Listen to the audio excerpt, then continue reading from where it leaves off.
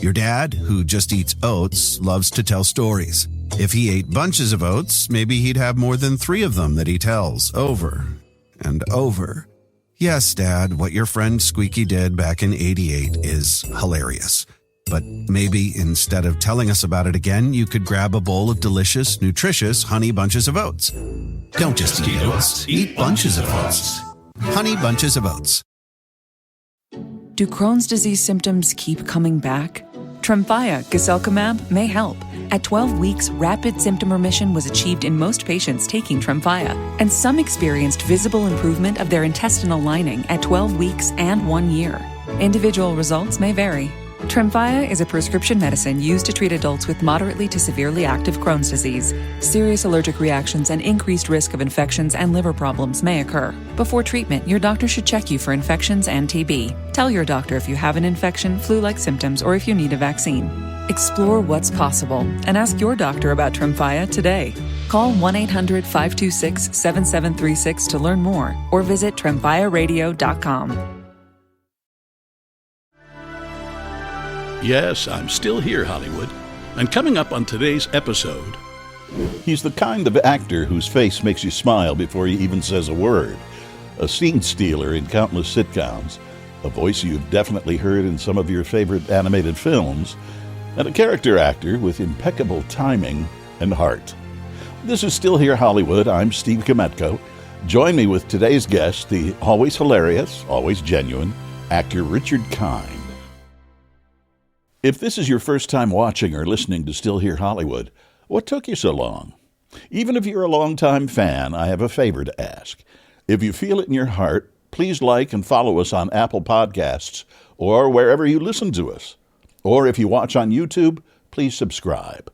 And with both, it would be great if you rated and commented on your favorite episodes. Thank you so much. And now, on with the show. Hello. Hello, Richard. Oh, sorry. Thanks for coming in. Thank you. I appreciate it. Pleasure to see you again and be here. Oh, thank you. Yeah. Likewise. One of the things I'd like to ask you about, I'm always seeing on Instagram these posts of you and a bunch of buddies, among them Rob Morrow. Okay, that is we went out for dinner one night, a bunch of character actors, and we went to Musso and Frank's, and we decided to make it not a regular thing, but something that we could all count on because it's fun. And we called ourselves CADS, Character Actor Dining Society. And that you see it on Instagram is it's something that we do. This is for us. It is simply for us, and we don't want publicity about it. I hear it's a great time. It's a great time, and a friend of mine, Dylan Baker, once asked me, I had done the front page at Williamstown. It's a 26 character piece. Maybe there's 3 or 4 women in the piece. Maybe. I think there might just be 2. So it's just a bunch of guys. And so Dylan was asked to do it on Broadway. And I said, well, the part will not be very challenging. You don't get a lot of stage time. But the time in the dressing room will be the time of your life. And you're going to hear stories that happened to you, and they're going to say it happened to them. And that's what it is. It's just stories that we tell, or, this story about such and such, or this story, or what happened, or when I worked with, or it's just a blast. It's just a blast. And it is nonstop. And getting ourselves away from the table is the hardest thing. Yeah, you don't have to stick to a script. It's not. We're just. Right. We all know what we're going through. We know what we're going through as family men. We know what we're going through as actors. We know what we're going through as liberals. We just talk and talk and talk.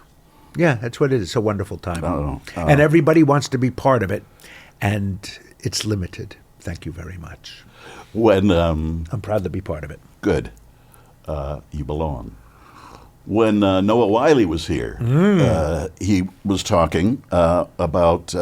We'd like to ask if there's any practical jokes or things that have happened to us that they'd like to share with the audience. And he started to tell us a story about you and George Clooney. There's a few of them. Oh. Okay, but you will not hear them from me. You won't hear them from me for a couple of reasons. Number one, George gets all the publicity he needs. I need a little more. So that's the first thing. The second thing is nobody tells them funnier than George, especially the Catbox story, which has been told over and over again. It's been told on TV. It's been told on a podcast. It's been told in print. So we don't need to, and Amal would kill me if I told that again. But I will tell you a story, if you want a practical joke, that I had forgotten about for a few years. And it just, when I thought about it again, I'll tell you why I thought about it, because, where's the camera? Right there? Because I won a SAG award this year, and it reminded me of this story. And I went, okay, I'm kidding. But one night, years ago, I have to go to Vegas for some, publicity. I don't know what it was. So there's a car coming to pick me up, and I used to stay at George's house. This is before Amal and before he had the kids. And he had the house in L.A. He doesn't have it any longer. So I'm staying at his place, and I have my suitcase downstairs and waiting for the car to come. And George, who had been in the kitchen or something like that, sits down at the foot of the stairs, and we're just chatting. We're gabbing. And I say, ooh, I forgot something, and I go upstairs to get something. I come back downstairs, and then the car comes, and the guy who's driving the car takes the bag, and he puts it into the trunk, and I get driven to Burbank Airport, I think. So I go through the TSA line, and they pull me aside, and they go, sir, could you come here, please? And I go, yeah. And he opens up the suitcase, and there's an Oscar and a SAG award that George put in my suitcase as we were waiting to go. And I have to schlep. The SAG award is very heavy. It's about 12 pounds. An Oscar, I don't know, but I schlepped them to Vegas for the weekend. So he put them in, and that just made me laugh, that he opens it up, and I go, oh, my God. Oh, my God. And so that's what it was. It's a great story. It's a good practical joke. Yeah. Yeah. You were part of the Second City comedy troupe. I was. Tell me about that. A lot of people have come out of Second City. Yes, they have. I never aspired to being an improvisational actor. I had friends who I went to college with. You would know Julia Louis-Dreyfus, her husband Brad Hall, a guy named Rush Pearson, Gary Kroger. They all went to do Saturday Night Live. I was in New York at the time. They had a theater out in Chicago called the Practical Theater Company. I went and created a show with some friends out there.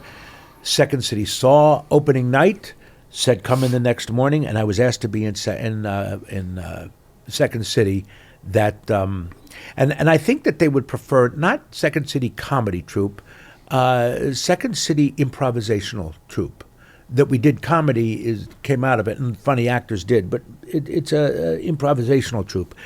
And Bernie Solins, the head of Second City, said, come in the next morning, and I will, he wanted to talk, and I got into the company. And I didn't, most people have to do the touring company, or there's a space backstage, next door, where it's sort of the minor league training ground. I don't want to say minor league, because that sounds like they're not good.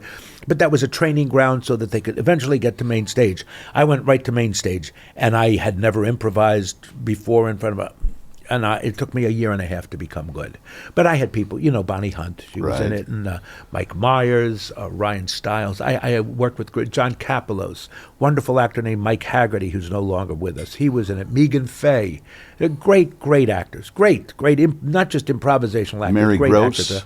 I was not with Mary Gross. Mary Gross came a few years before me. And Tina Fey, I think, went through Tina Fey Second came City? a few years after me. Oh, no. You go online, and you'll meet every comic. Well, I know. I've been in the from lobby at the 60s, Second City, and the walls are covered with famous faces. They are, and I'm one of them who gets to stand next to all those famous faces. And I used to look at those famous faces with dreams, just circling stars, just circling my head, going, one day. And if you go into Second City saying, this will take me to stardom, you're a fool.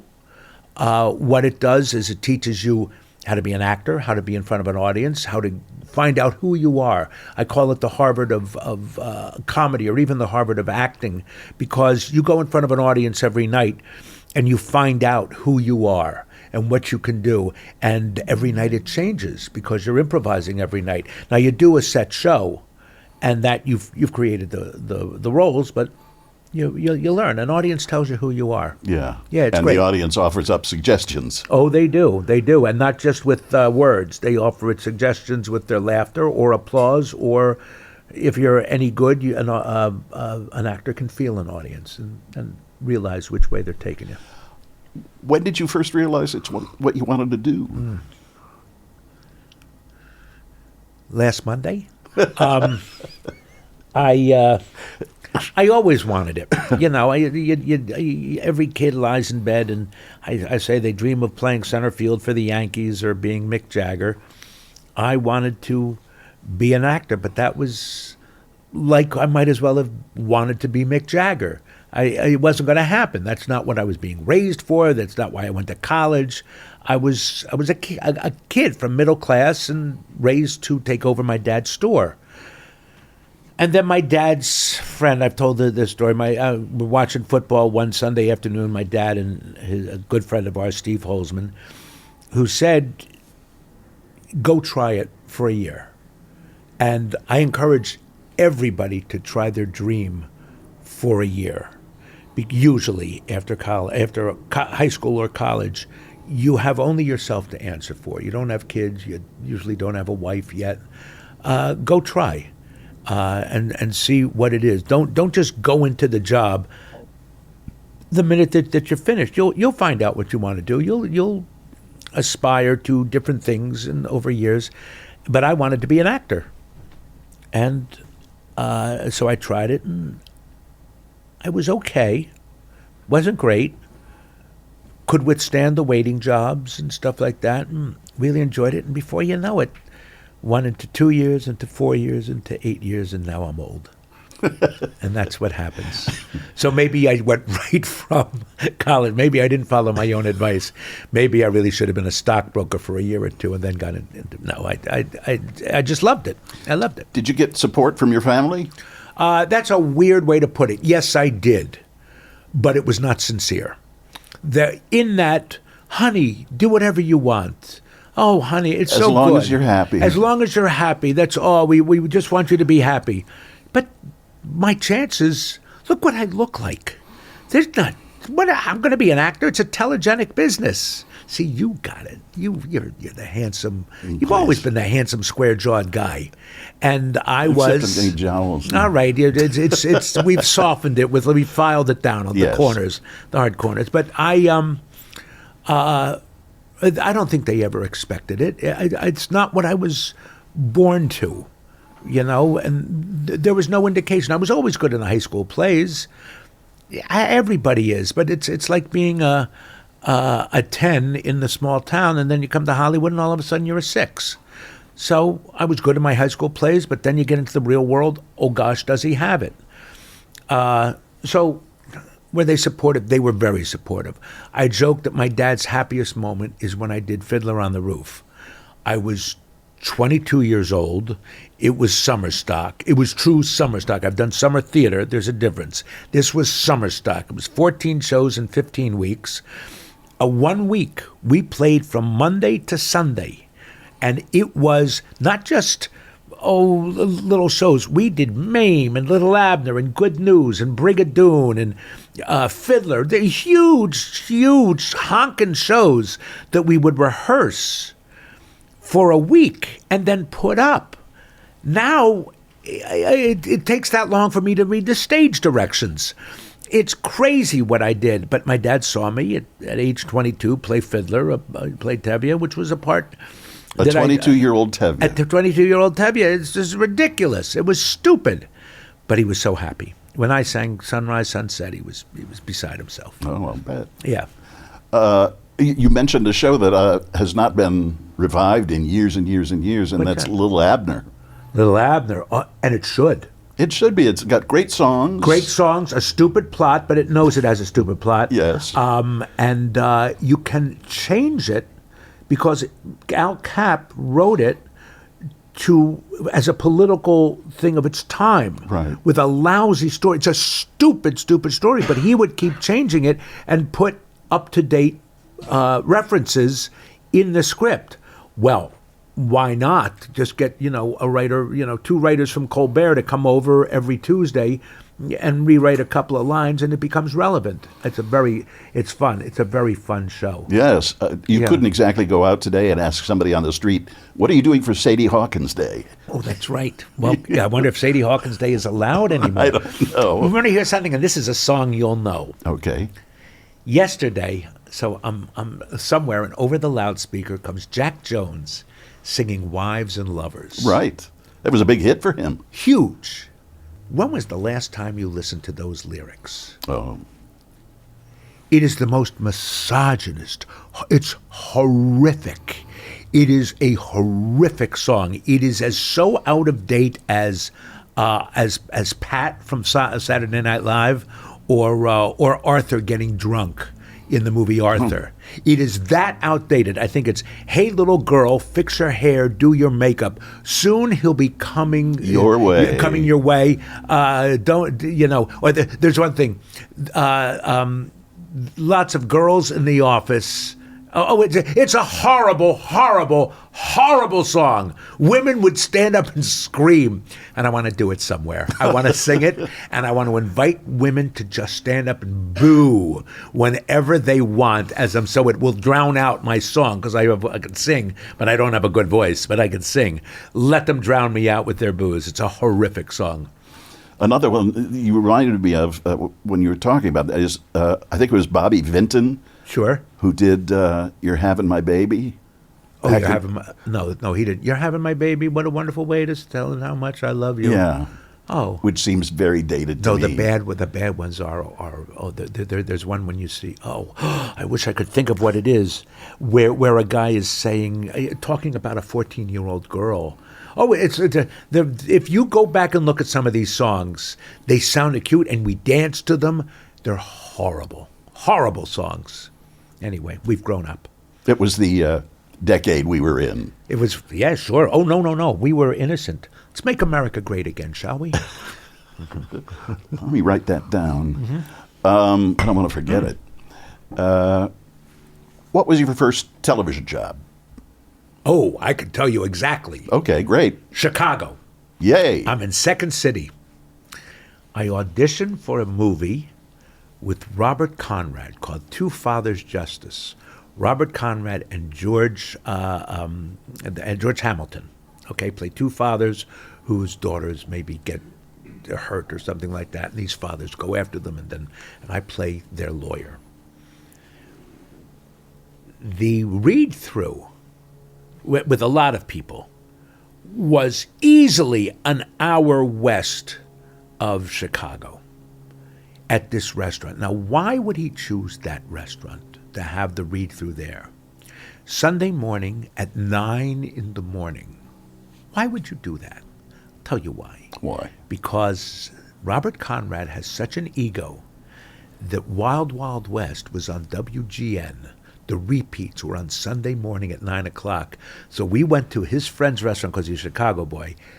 Monitors, at this was the time, we're talking 40 years ago, almost 35, monitors all around the restaurant were brought, and Wild Wild West was shown while we're having breakfast.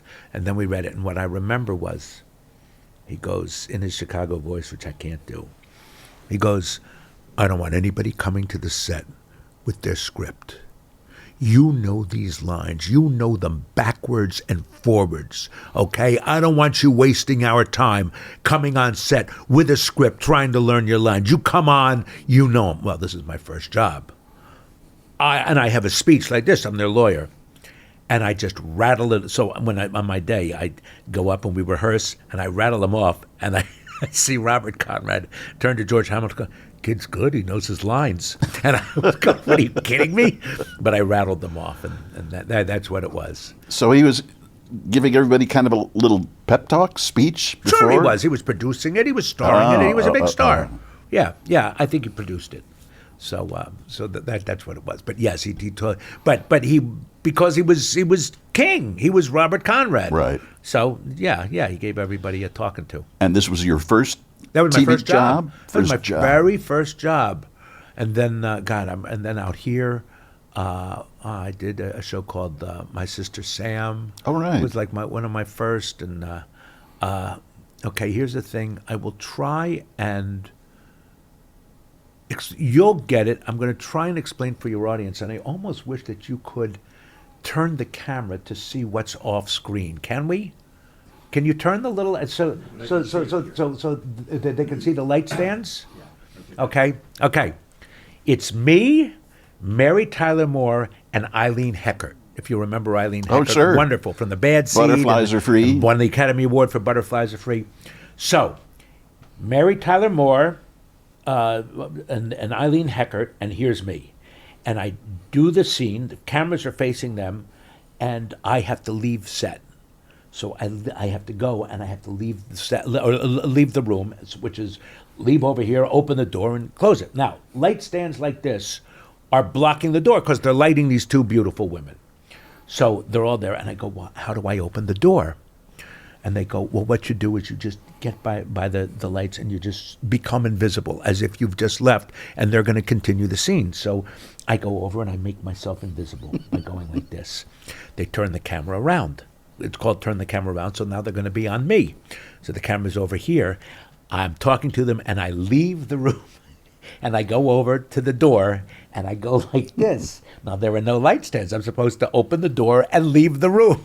And I didn't know. And I go over to the door, and I just go like this in the corner. And pretty soon the whole room is laughing because cute little kid who doesn't know how to act on camera. And that was one of the first times. Okay, we don't have to see the light stand if you want to adjust the camera anymore. You got it? Okay. There you go. But that was Mary Tyler Moore and Eileen Heckert. Can you imagine? I was terrified. I interviewed Mary several times, Yeah. once in her home in upstate New York, which was spectacular.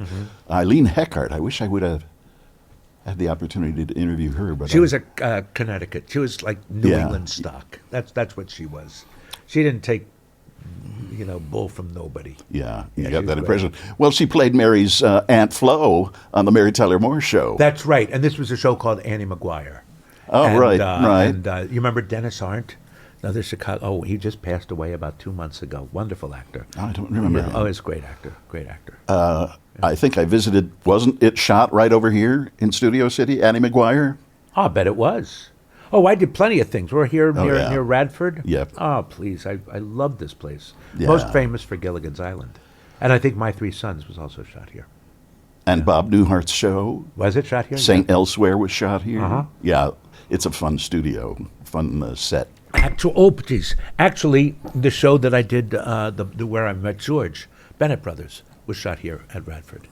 Bennett Brothers? That's how George and I met. We played brothers on a failed pilot, but we shot it here. And we'll be right back.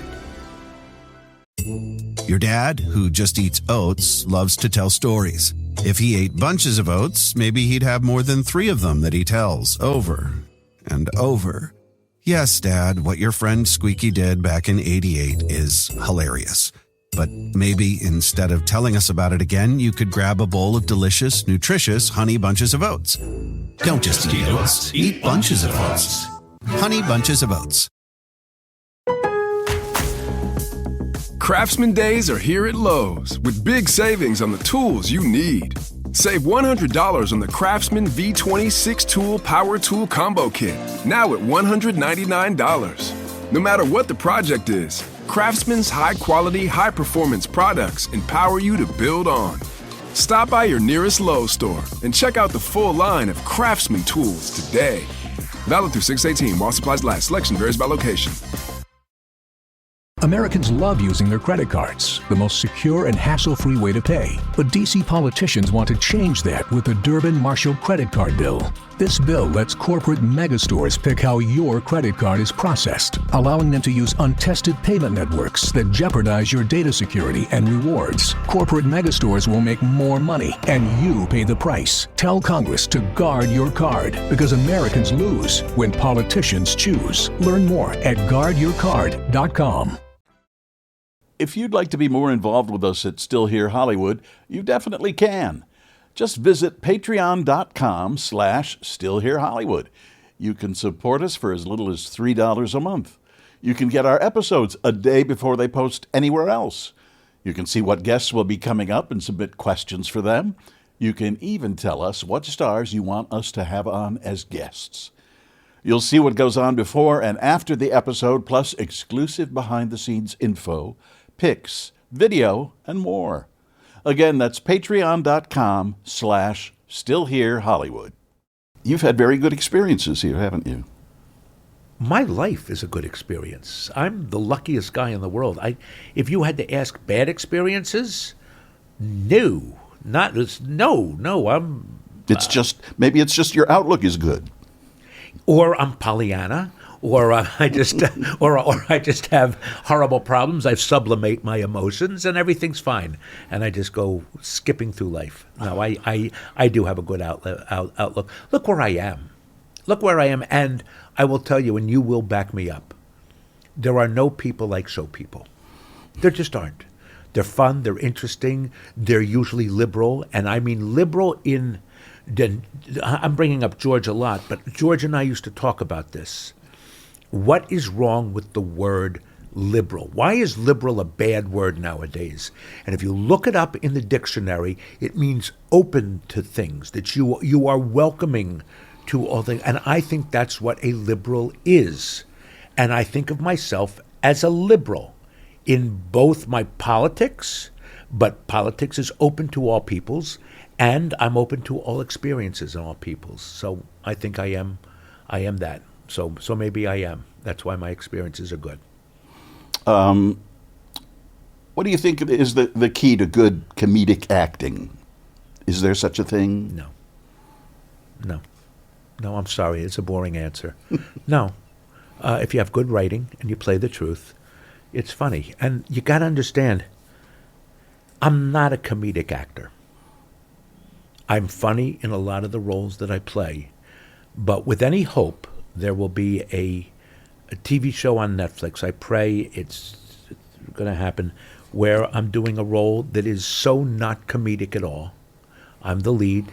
There's not a joke in it. I am serious. If you take a look at a show that I was nominated for a Tony, I was a horrible, horrific motherfucker of a man based on Harry Cohn in a play by what's his name? The guy who wrote Sweet Smell of Success. Oh, God. And Golden Boy. Clifford Odets. Clifford Odets wrote a play called The Big Knife. And Rod Steiger played this role in the movies. And it was a role that I used to admire. And then I did it, and I saw Rod Steiger do it. Rod Steiger is god-awful. He's terrible in the role. And Rod Steiger is one of my favorites. He's terrible. And but the man is just a bastard. He's horrible. And that was great. Being mean is a wonderful thing. Would you rather do that than comedic roles? No. Do you get called on any of those? It's not one or the other. If you have a steak, do you say, I wish I could have had would you rather have a steak? No, I'll have a lobster. No, I'll have a piece of pizza. I like it. I like everything. I like to do different. I like to sing. Do I like musicals any better than plays? No. I like it all. I like when I'm doing it. I like the role. So it's not one to the other. And sometimes the bad thing is right now, if I have a comedic role, lately, because of the genre of work that I'm doing, I tend to be larger than I want to be. And of course, look, even into a microphone here, when I talk like that, I seem to be larger, okay? Okay, inherently Richard Kind is funny sometimes.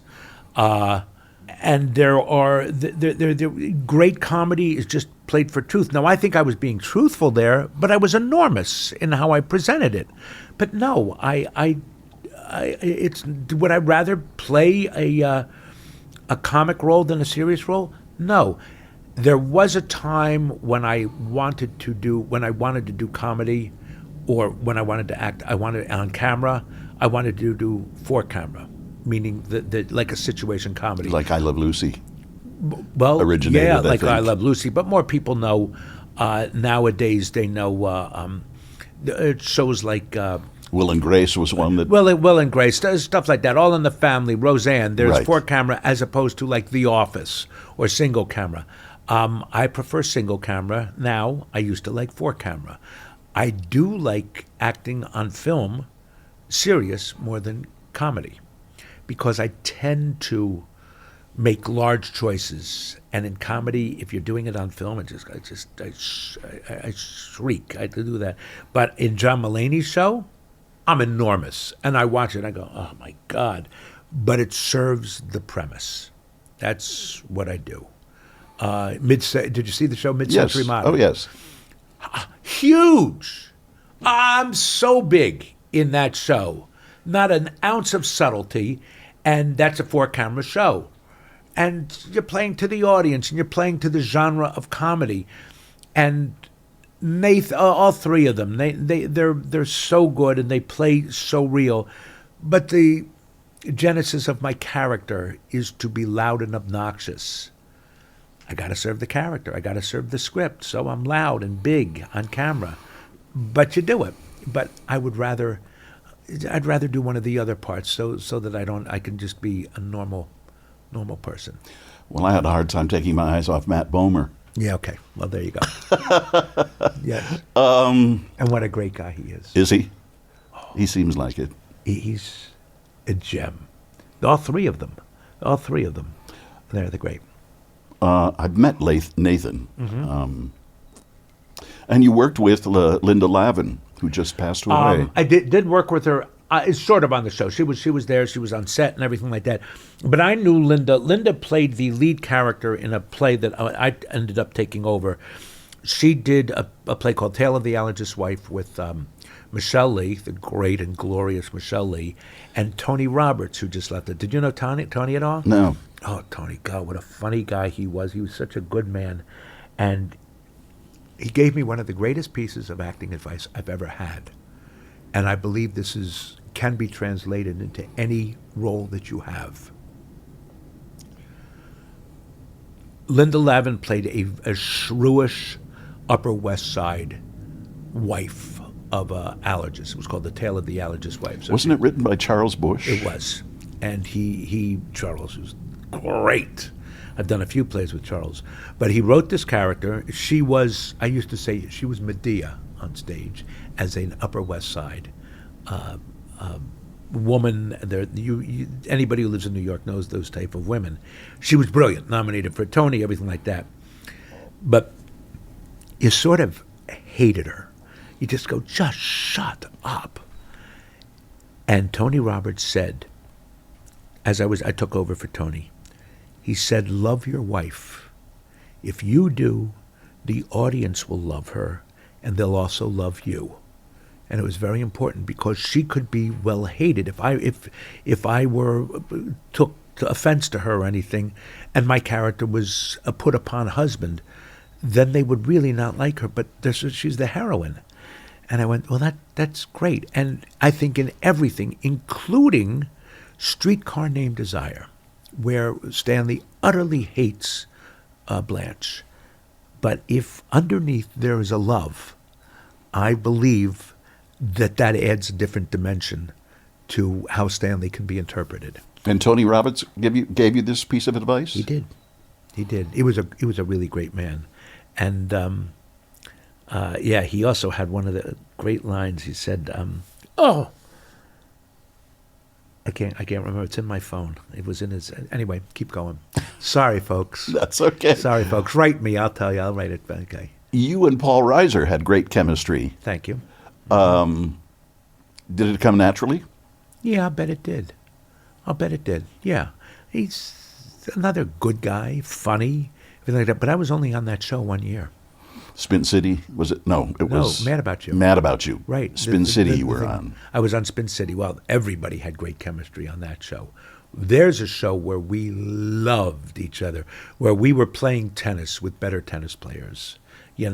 Alan Ruck and Michael Boatman, Sandy Chaplin, certainly Michael.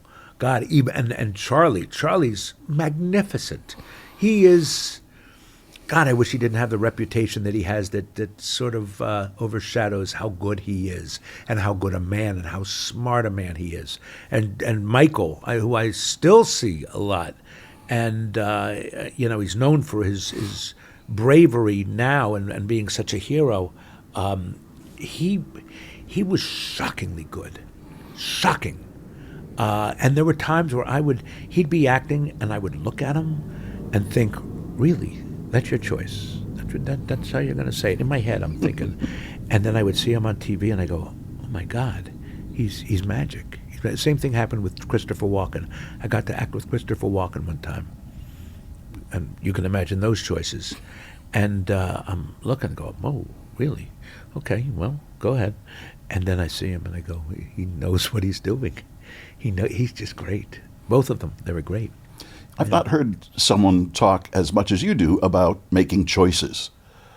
I tend to think of acting as getting a script, memorizing it, and then going out and doing it.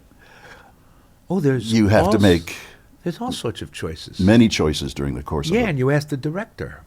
Well, here's a bad thing, but I said I like to be a little more realistic in my acting and in my certainly in my comedic choices. But on Spin City, I had a job to do. My job was so that nobody took the remote control and said, I'm changing the channel. Because every 3 lines, I would say something funny, and I would have to get a laugh. Okay? I was a comic character. I was a satellite character, and satellite characters have to get laughs. The action goes to the main character. Okay? The story, the arc of the story goes to the main character. How do we affect them?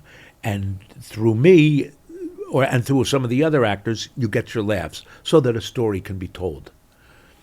And I would sometimes ask our producer, can I say this like a human being, or do I have to get a laugh? And it really was, there are different ways of just saying a line as opposed to punching a line. And that's what you have to do. But certainly, okay, I like doing plays more than doing TV.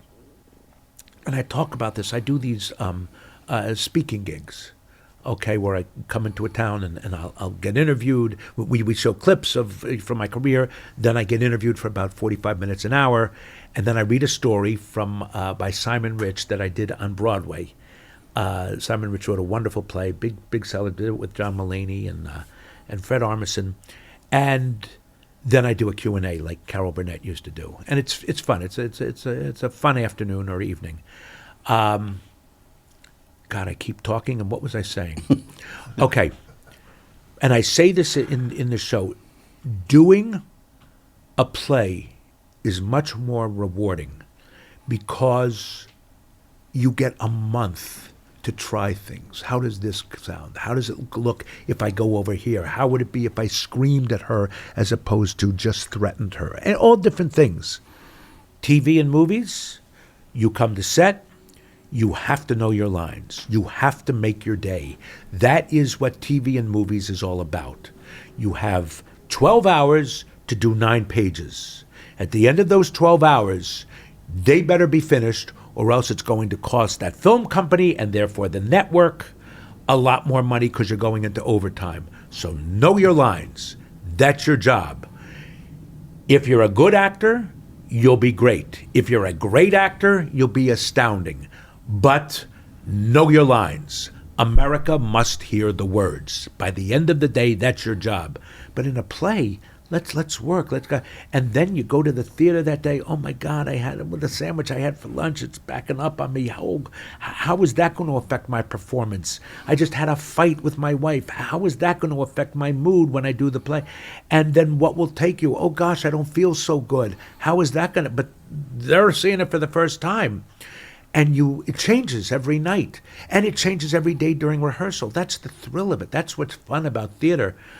TV, maybe you rehearse for 20 minutes. If you're lucky, on a show I did called Luck with Dustin Hoffman and Nick Nolte and directed by some great directors. Michael Mann, David Milch wrote it.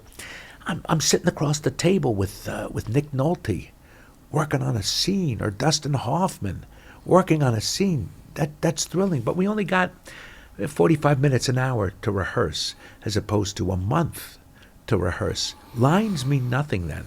You'll get your lines. What's the character? What's the story? What are we trying to tell? What story? It can be thrilling. And if you have a whole month you absorb something that I don't even think you're aware of. At least that's how it works for me. Like, that's exactly it. Why didn't I think of that sooner? Yeah. Oh, well, that's the drive. I call that the drive home. If you are an actor worth your salt, the drive home is the worst place on earth. I still live with drive homes that happened a month, 2 months, a year ago. Things, why didn't I do that? It happens on Mulaney all the time because that's improvised. You can imagine working at Second City where you improvise every night, and then it's over and I go, why didn't I say that? Oh, this would have been so good if I took this character in a different direction or I did this. So many different choices in theater. And yes, you're absolutely right. So you are contradicting what you said at the start of this conversation. I just thought acting was memorizing the lines and doing it. It's not. Acting is not. The lines are secondary. Get to the heart. Get to what do you want. Get to who this man is. The lines will come. You got a month to get them. If you don't know them in a month, there's something wrong with you. Although, at a certain age, you start to forget them anyway. Thank God I don't do it yet. I'm very contradictory. Yeah, okay. No, I'm not. Okay. Yes, very good. I was trying to think of what I could follow that with. Back with more in a moment. Your dad, who just eats oats, loves to tell stories. If he ate bunches of oats, maybe he'd have more than 3 of them that he tells over and over. Yes, Dad, what your friend Squeaky did back in '88 is hilarious. But maybe instead of telling us about it again, you could grab a bowl of delicious, nutritious Honey Bunches of Oats. Don't just eat oats, eat bunches of oats. Honey Bunches of Oats. Americans love using their credit cards, the most secure and hassle-free way to pay. But D.C. politicians want to change that with the Durbin-Marshall credit card bill. This bill lets corporate megastores pick how your credit card is processed, allowing them to use untested payment networks that jeopardize your data security and rewards. Corporate megastores will make more money, and you pay the price. Tell Congress to guard your card, because Americans lose when politicians choose. Learn more at guardyourcard.com. Do I talk a lot more than you want me to? No. Okay. You can't. Yes, I'm getting lost. The problem is I'm getting lost in your responses. Oh, okay. Because they're so good. Well, thank you. Well, the conversations. Yeah, I know. That's what I think interviews should be. The best interviews are conversations. Right. Tell me a little bit about the show you're working on now. Which show is it? That's the sad thing. I know. How awful a statement. How just awful that I say that. Go ahead. Which show are you referring to? Mid-Century. Well, I'm not working on it now. I did 2 episodes of it, and I'm not a regular, so I don't even know whether they'll have me back. Oh. If it falls in the storyline, I will be doing cartwheels because I love the set. I love those 3 guys. A dear friend of mine is on the show.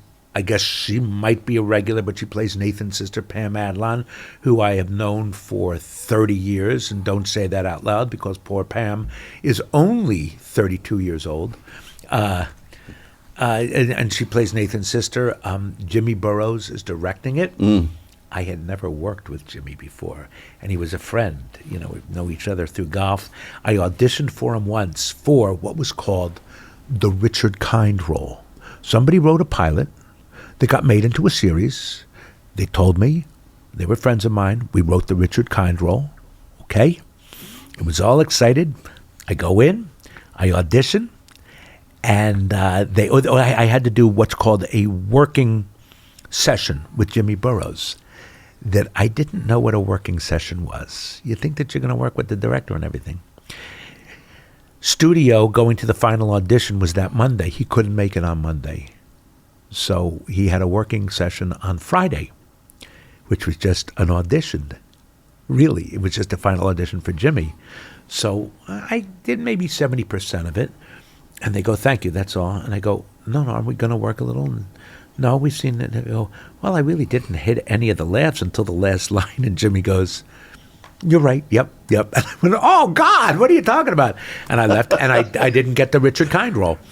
And that show was called Caroline in the City. Oh. And the role went to a friend who Tom. Oh, what's his last name? But who played Biff in Back to the Future. Back to the Future.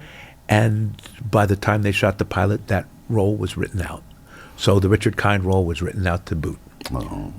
Doesn't matter. I didn't get it. Oh, It reminds me of that Tom. It reminds me of that story that Celeste Holm used to say. Tell me. 5 stages of an actress's career. Yeah. Right.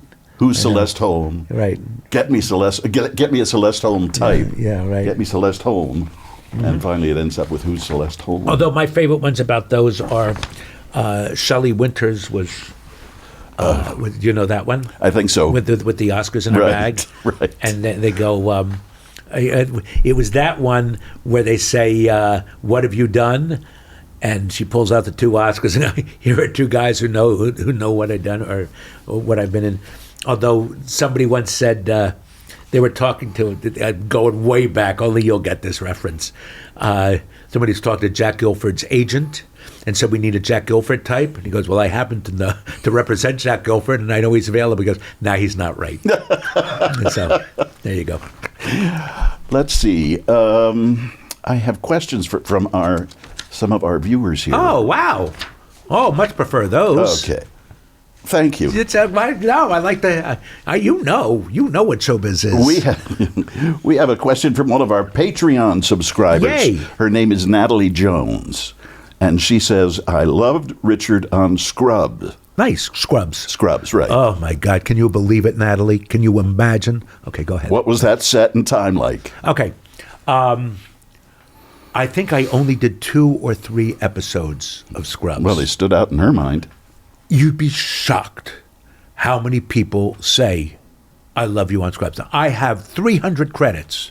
I'm on 3 episodes of that show, and kids come up and go, I loved you on Scrubs. Scrubs was created, I think that was his next show. Bill Lawrence, who I knew he was great when he was working on Spin City. I knew he was great, brilliant, facile, funny, get story. He was great. I didn't know that he was a genius. And he's a genius. Bill Lawrence did Scrubs. It outdid Spin City. Wonderful cast, Zach Braff, so many people, just great. McGinley, and people loved it. Now, if you look at a show like 30 Rock, which had scene, and moves all over, that was all created by Bill Lawrence. He created that genre. He did it with Spin City. Some of my scenes were a quarter of a page long. Helped tell my story through 3 or 4 of those quarter-page scenes. That's how my storyline would escalate. That's what he did with Scrubs. 30 Rock does that. So that's all Bill Lawrence. He was as important to situation comedies, and especially situation comedies today, as Carl Reiner or Norman Lear in developing a genre or a style. He's brilliant, and he has heart, as was evidenced in Ted Lasso. He created Ted Lasso, created the Cougar Town or whatever that show. He's superior. He created Shrinking. He's great. He's a genius, a television genius. I don't think he's written a movie, but for TV, and he's a great guy. He's a great man. His wife is great. His daughter is now a big star, big singer.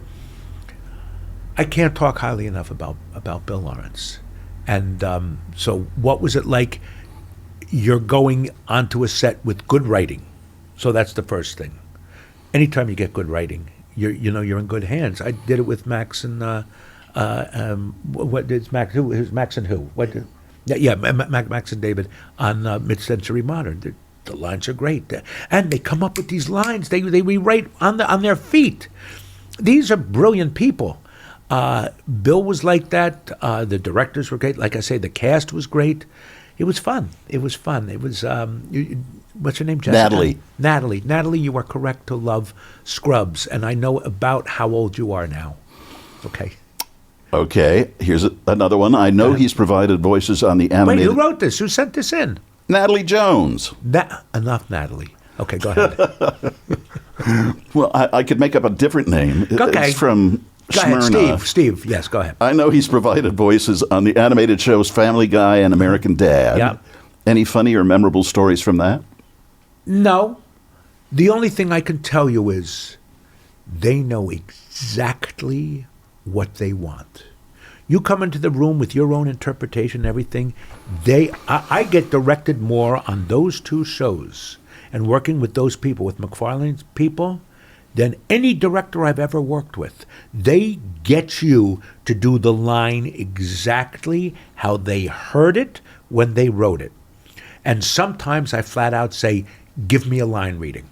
I'm not getting it. Do you? I do. Oh, I love line readings. Nobody sounds like me. Nobody sort of acts like me. So you want a line reading, I call it, you know when you were a kid and you did a paper in high school? Which my mother wrote. Oh, really?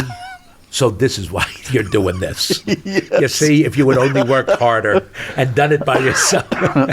Now, so you used to write an essay and then and you spelled a word incorrectly and they put spelling and they took points off. They said, why didn't you look it up? Well, why didn't I look it up? Because I thought that's how it was spelled. Why would I look it up? This is how it's spelled. So I go in, I say a line, and they go, no, like that. Tell me how it's spelled. Give it to me. I'll listen. Oh, that's how it's spelled. And then you do it that way. I did that once with Barry Kemp. Wonderful. Do you remember the name Barry Kemp? Yes, I do. He created The Coach. He wrote on Taxi and wonderful. He's still with us too, but I don't think he's working any longer. He was a very generous producer. Made a bundle too. He deserves it. And there was a show called Princesses, if you remember that, with Fran Drescher and Twiggy. Oh. And so I'm doing an should have episode remembered of that. that. I'm doing a show, and he comes up during the taping. He wasn't there during the week. During the taping, and he says, I do it I like this, and he's giving me direction, and I'm going, Barry, give me a line. Tell me how it sounds in your head. And he did it. And I go, thank you. I'm only doing it the way that I did it in the audition because that got me the job. I'm not going to change it. I'm holding on to what got me the job. Mm-hmm. This is great. He wasn't the writer of it. He wasn't the director. He was the producer. And he said, this is what I want. And I said, I just didn't think of it. I'm fallible. I make mistakes. It can always be improved. Why not? Why not do it? So I do it. I love direction. I really do. Alfred Hitchcock said, actors are like cattle. Now, that's a very... Who said that? Alfred Hitchcock. Yes. And it sounds like it's an insult. Now, actors are as stupid as cows, but we're not... But to be cattle, what he meant was you get a sheepdog or, a dog, a herding dog, who pushes a cattle this way and then up the hill this way and pushes them this way, and that's how they can be pushed into certain directions and can be treated as such. Just a little nudge this way and a little nudge that way, and I think that's what he meant. But we are stupid. Bottom line. One last question from Natalie. What has it been like working with Disney on movies and TV shows? It's so spectacularly underpaid. As a kid, I dreamt of being Kirk Russell and sitting on Walt Disney's lap and being around Walt Disney because I loved Walt Disney. I love Disney like people love Stan Lee today and want to be part of Marvel movies. I wanted to be in Mary Poppins. I wanted to be with Fred McMurray in Follow Me Boys. No, Follow Me Boys. Follow Me Boys. That's where Kurt Russell was the kid, and that's what I wanted when I was a kid. Disney is a machine that makes great product, and I'm proud to be part of it. I'm really proud to be part of the Pixar family. I think I've done 6 movies with them. So yes, Pixar is now owned by Disney, but because I know Pete Docter and the whole slew of people at Pixar because I'll say it, I'm part of the family. I know them all personally. And I walk tall when I'm work with them and doing one of their movies. I'm proud. They do the best they can do. There will never be a remake of Cars, let's say, or Bugs Life. They take years to develop a great product. So when you see a Pixar movie, just know that the finest minds have gone into and taken their time to make the finest product they can. Richard, how much time do you spend? I feel as though I spend a lot of time consuming media, theater, movies, television. Wow. But you're calling on stuff that is jarring my memory because I can't pull it that fast. You seem to absorb yourself, or I do. Geez, what a good question. In the past 10 to 15 years, I don't know it. I don't know popular culture. I'm older. I don't like what young people like. I've seen every Marvel movie to a degree. My son, who is now 20, I've slept through every Marvel movie. But I've been to every one with them, and they tire me. I don't get involved with them. Some of them I really, really like. I'd love to be a part of them. But I'm like a hooker. You know, do I enjoy it? No, but I'll do it for money. I don't watch as much TV as I should because there's way too much, but I do it all the time. When I was a kid, I would sit on the toilet and read the TV guide. I would read Leonard Maltin's books. I knew trivia inside and out, which I still do know. The Oscars, I know trivia, but like up until the year 2006. After that, I had kids, and I tend to fall asleep during movies. You know when I watch TV? On the treadmill or the elliptical. Oh, yeah. Because if you fall asleep there, you're in trouble. Yes. So I will only watch TV on my iPad, on an elliptical, or because the minute I start reading a book nowadays, I'm just out. And I really used to love to read. It's bad. So I always say that books and movies help save my life. They help elongate my life because I'm on the treadmill. But I'll go on for an hour, and I'll watch it. You know, and you watch wonderful things, and you don't fall asleep, and they're great. But you only have an hour a day of watching those things. What I do watch every night are the talk show hosts who give their monologue. That's what I fall asleep to. I listen to them, and I read the New York Times, but I will listen to the monologues of the talk show hosts at 11:35. Yeah, and Seth Meyers at 12:35. In my house, the television set is never off. It's never off. Never. I sleep with it on. I used to do that, and it did do that. And you know, if I wake up in the middle of the night now, as we are off to do, I will put on YouTube and I will listen to, let's say, Lawrence O'Donnell or Rachel Maddow, and I listen to them, and after about 15 minutes, I'm off. So it's the equivalent. I actually, in my apartment in L.A., I don't have a TV, so come rob my apartment. I got nothing. Yeah. And now, how often do you pay attention to the TV that's always on? It's sometimes it's just background noise. Of course. So when do you decide that I am now going to listen as front ground noise? You know, and more, especially in the past few years, ever since the Cubs won the World Series, I'm sports grabs my attention. No kidding. Yeah. Yeah, but sports is they only have so many scores, and they only ESPN certainly repeat their shows. Yeah, they sure do. 2, So 3, does 4 times. MSNBC repeats everything. Oh yeah, I guess they do. Yeah. You know, I worked in television news for 30 years. Right. So I used to really be glued to a news story when a news story happened, but I'm not that way anymore. You aren't. That's background stuff. Yeah. Well, it is always on at the station that you were working on. Oh, It yes. was always on. Yes. So used to that. Do you read newspapers? No, I don't. You know why? because they've gotten so expensive. I went to buy a LA Times at the airport. What was it, $1.75 or something? No. It was like $7. No, that's not true. Oh, Sunday paper then. No. It was a Monday morning. I was leaving to go back to Chicago. No, that's impossible. It was something like that. Yeah. In fact, I was so surprised I took a picture of the price and sent it to a friend. Look at this. Oh, my gosh. And it used to be... I didn't know that because I haven't bought a paper, but I do have a subscription to the New York Times, but I only use it for my phone and my iPad. It's only electronically because the newspaper, the print is too small, and it will start to hurt my eyes, but I read it voraciously on my phone or on the iPad.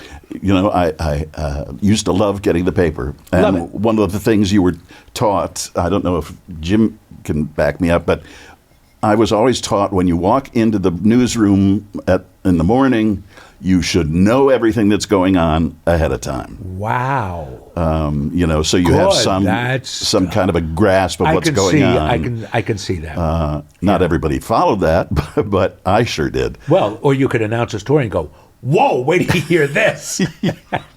As some of them do. My. Let's see, where am I? How about this question? Tell us how lucky George Clooney is to be married to the amazing Amal. Oh, great.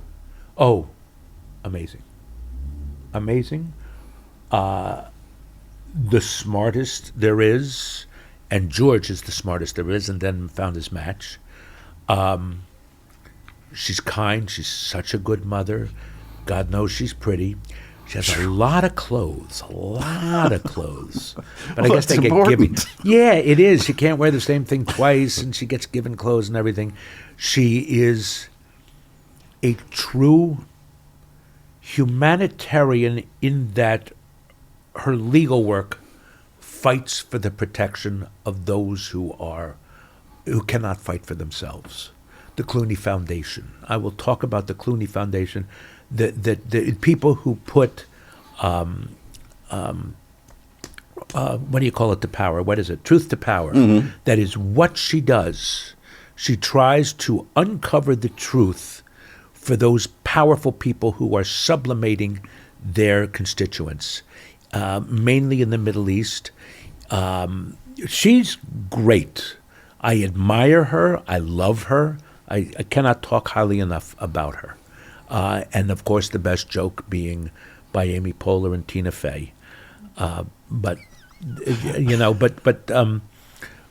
George has found I'm talking about him a lot, but he has found a conduit to making his opinions known through his stardom, but also by helping to change the world through his wife. And therefore, you have the Clooney Foundation, which each year celebrates 5 people who really are putting their lives truly putting their lives on the line in their home country because the government wants to kill them or punish them or put them away. And they still fight the fight. We don't have those people. I wish we had them on the Democratic side, and people who, or even on the Republican side, who say, we now have a tyrant, I'm going to stand up to you, what you're doing is wrong.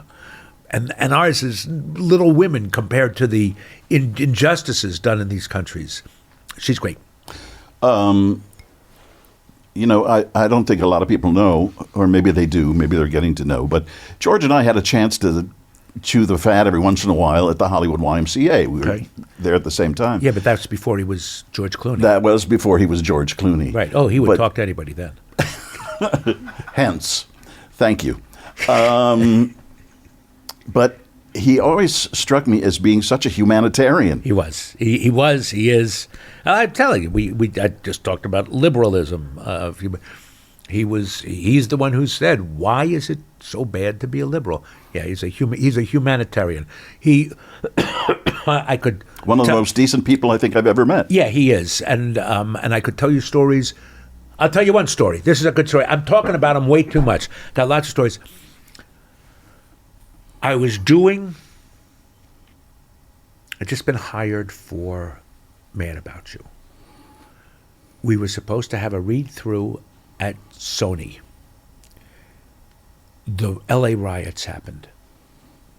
So it got canceled. And we were going to go to the head of the studio's house, John Feldheimer's house, do the read-through, and then I was going to go down to Palm Springs. I could name drop. I'm going to go with Matt Perry and Hank Azaria and Craig Bierko, friends of mine at the time. We're going to go to Palm Springs, to wait out the fires that were brandishing in L.A. And I called George, and I said, "Listen, George, I've got a read-through for Mad About You. It's at John Feldheimer's house. Then I'm going to leave from there for Palm Springs. Do you want to meet me? Do you want to drive alone? What do you want? You want me to pick you up? We'll go down to Palm Springs." And this was, I imitate not his voice, but his tone. He goes, "You're not going to Palm Springs." And I go, "No, I'm going after the read-through." He goes, No. You're not going to Palm Springs. You don't go to Palm Springs while your city is on fire. You stay here and you help clean up. And he went out, and this is before ER, so he was not a star. He bought garbage pails, rakes, shovels, and hefty bags, and we went and we helped clean up all of the places in East LA and down south that had been burnt and covered by the riots. All the guys, we were famously a bunch of guys that are still friends, and we were all friends then. And we went down and we did due diligence to help the community. In my heart, it was a no-brainer. Of course, that's what you do. But I didn't think of it. I'm too selfish to think of it. He thinks of it. I would like to. I would like to walk the walk, and if asked, I walk the walk. He starts the walk. He says, "On your mark, get set, go." That's the difference between him and me. So he's a good guy. My little prompter here is telling me to say thank you. But I have so much more to talk about. And I have so many things I'd like to ask you. But I'm just not. And for poor Jennifer, is it Jennifer? Who was it? Natalie. Natalie wants to know more. Natalie, I'm here for you. Well, Natalie Jones, I think it was. I don't care. That sounds made up. I don't like the last name. Just Natalie. She knows who she is. Okay. Thank you, Richard. This has been a lot of fun for me. Yes, thank you. I was expecting this to be a good one. You're very nice. Thanks. That's very nice. Thank you. Thanks, Steve. Still Here Hollywood is a production of the Still Here Network. All things technical run by Justin Zangerly. Theme music by Brian Sanishin. And executive producer is Jim Lichtenstein. Your dad, who just eats oats, loves to tell stories. If he ate bunches of oats, maybe he'd have more than 3 of them that he tells over and over. Yes, Dad, what your friend Squeaky did back in '88 is hilarious. But maybe instead of telling us about it again, you could grab a bowl of delicious, nutritious Honey Bunches of Oats. Don't just eat oats, eat bunches of oats. Honey Bunches of Oats. Do Crohn's disease symptoms keep coming back? Tremfya guselkumab may help. At 12 weeks, rapid symptom remission was achieved in most patients taking Tremfya, and some experienced visible improvement of their intestinal lining at 12 weeks and 1 year. Individual results may vary. Tremfya is a prescription medicine used to treat adults with moderately to severely active Crohn's disease. Serious allergic reactions and increased risk of infections and liver problems may occur. Before treatment, your doctor should check you for infections and TB. Tell your doctor if you have an infection, flu-like symptoms, or if you need a vaccine. Explore what's possible and ask your doctor about Tremfya today.